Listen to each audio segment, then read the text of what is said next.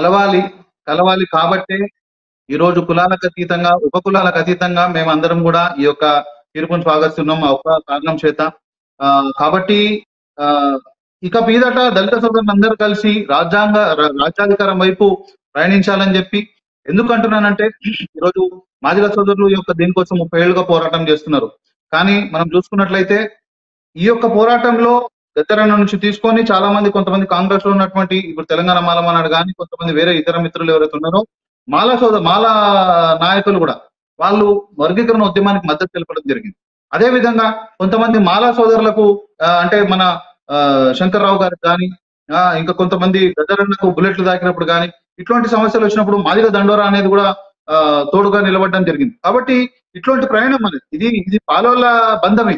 కాబట్టి ఈ యొక్క బంధంలో ఇన్ని ఏళ్ల నుంచి కలిసి ప్రయాణం చేసినప్పటికీ కూడా వర్గీకరణ యొక్క అంశం పైన కొంత విభేదాలు వచ్చి దూరం అవడం జరిగింది.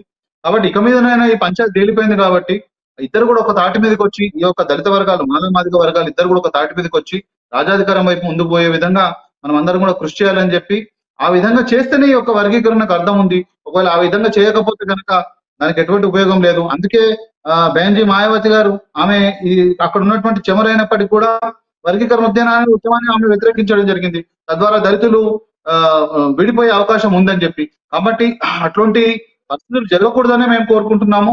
అదే విధంగా మన నాయకులందరూ కూడా అక్కడ ఎంఆర్పిఎస్ వాళ్ళు కానీ ఇక్కడ మాల మహానాడు వాళ్ళు కానీ కొంతవరకు మాల మహానాడు మాల సంఘాలు కొంత చిన్నపోయి ఉంటాయి. కాబట్టి ఇలాంటి సమయంలో ఎంఆర్పిఎస్ సంఘాలు మాదిగ సంఘాలు దగ్గర తీసుకునే ప్రయత్నం చేయాలి. తీసుకునే ప్రయత్నం చేసి తద్వారా దళితుల్లో ఉన్నటువంటి ఐక్యతను మరింత దృఢపేతం చేసే ప్రయత్నం చేయాలని చెప్పి వాళ్ళ తరఫు నుంచి ఒక మంచి స్టెప్ ముందుకు రావాలని చెప్పి ఆశిస్తున్నాం.